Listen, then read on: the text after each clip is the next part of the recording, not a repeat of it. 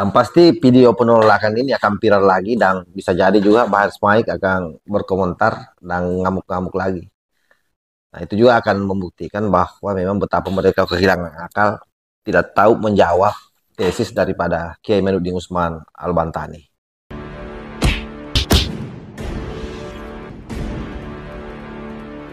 Assalamualaikum warahmatullahi wabarakatuh. Om Swastiastu, Namo Buddhaya, salam kebajikan.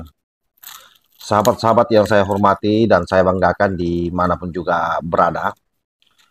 Baru-baru ini kita dengar informasi beredar luas bahwa Imam Besar Petamburan yang kita kenal Habib Rizik Syihab itu akan melakukan satu agenda besar di Banten.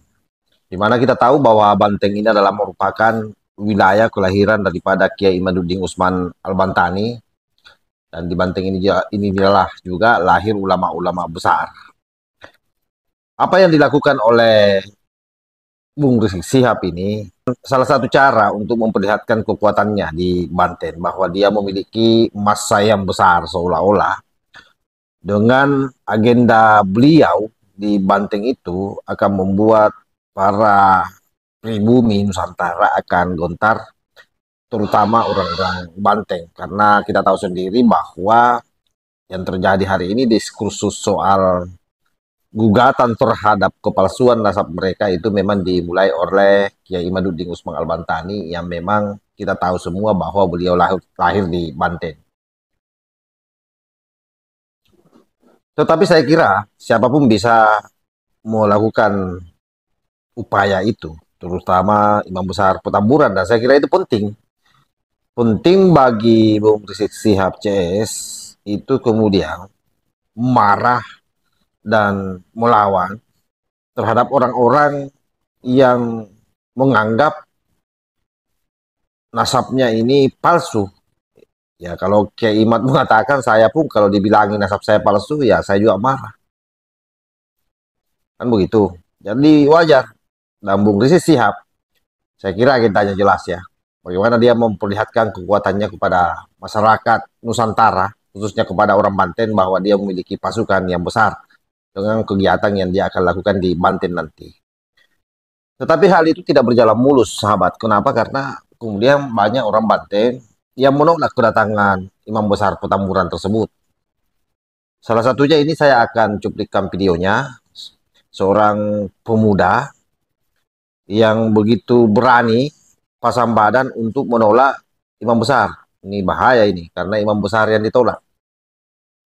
Bisa-bisa para pengikutnya ngamuk-ngamuk lagi, terutama Bahar Smaik.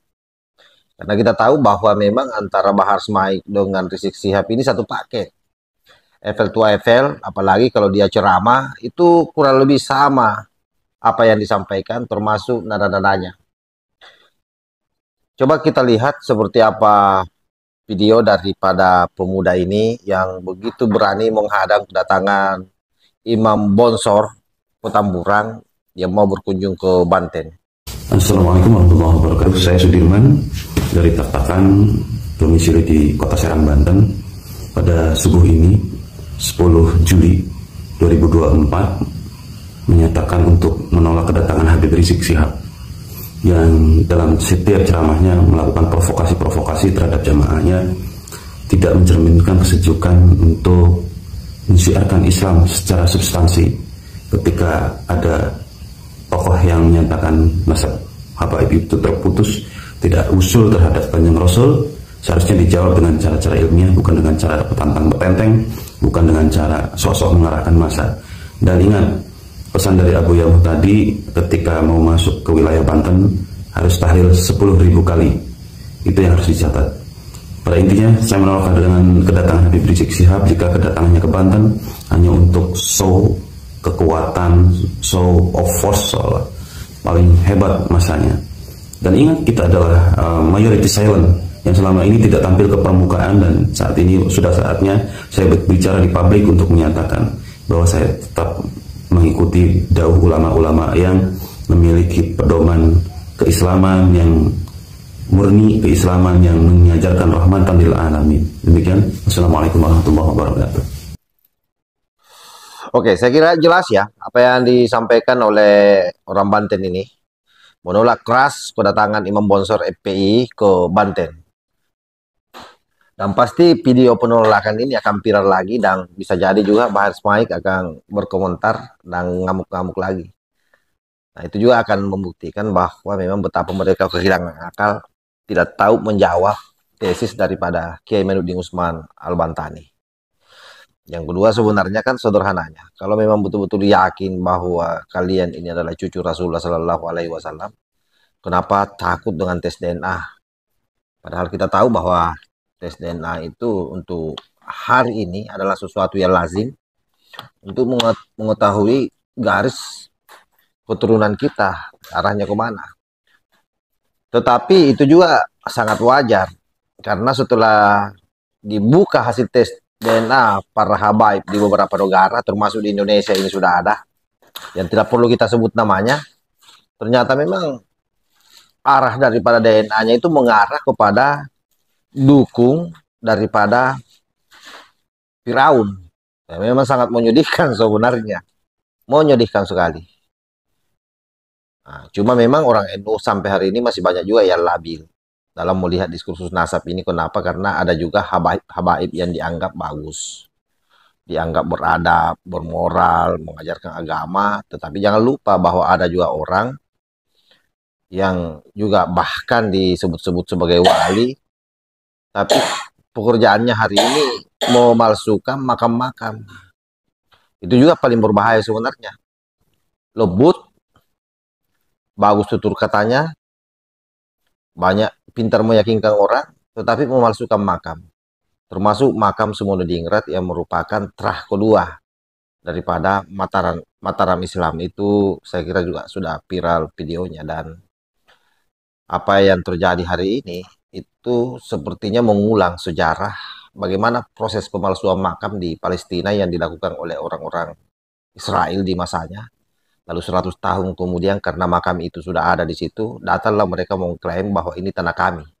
Kekhawatiran kita, agenda itu juga sementara mereka jalankan. Ini kita tidak tahu ya, bahwa jangan sampai memang ada operasi gelap intelijen dari luar negeri yang memang sengaja didesain ini semua dalam rangka melemahkan para leluhur kita yang pada akhirnya nanti akan mencaplok wilayah kita.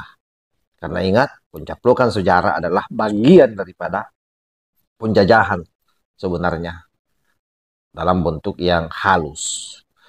Dan dengan cara itu juga kadang-kadang memang orang tidak sadari itulah yang terjadi. Karena itu, saya kira tidak saja Banteng, seharusnya seluruh wilayah-wilayah yang akan dimasuki Rizik Sihab, itu Rizik Sihab ditolak saja. Karena bagi kita ini jamur. Pertama, orang inilah yang paling getol memusuhi ulama-ulama NU. Yang kedua, orang inilah yang paling membenci siapapun pemimpin. Artinya, kalau kita mengatakan bahwa Rizik Sihab ini khawarij, saya kira sah-sah saja, karena selalu mau berbeda dengan pemimpinnya. Dan itu terjadi juga di masa lalu. Bagaimana misalnya cucu daripada Sayyidina Ali yang kemudian berani digugat kekuasaannya oleh orang-orang Islam sendiri. Dan notabene itu adalah khawarij yang ketika di flashback sejarahnya ke belakang, ini juga lah keturunannya yang pertama kali menggunjing Nabi besar Muhammad Sallallahu Alaihi Wasallam waktu pas selesai perang pertama, pada saat pembagian ghanimah atau harta rampasan perang. Lalu sejak itu, karena orang itu marah-marah, iri tidak mendapat bagian, padahal kita tahu bahwa pasti Nabi Muhammad tidak mungkin tidak adil di dalam menetapkan satu hukum. Dia menganggap Nabi Muhammad tidak adil. Coba bayangkan, kurang ajarnya itu. Dan keturunan-keturunannya inilah kemudian juga yang sampai hari ini berimbrio menjadi teroris. Yang biasa kita kenal ujung namanya itu At-Tamimi. Nah itu, coba periksa seluruh data-data teroris, pasti At-Tamimi di belakangnya, dimanapun juga dia tinggal. Itulah sebenarnya sejarah dari masa ke masa yang berulang terus. Saya kira demikian. Wallahul muwaffiq ila aqwamit thoriq. Wassalamualaikum warahmatullahi wabarakatuh.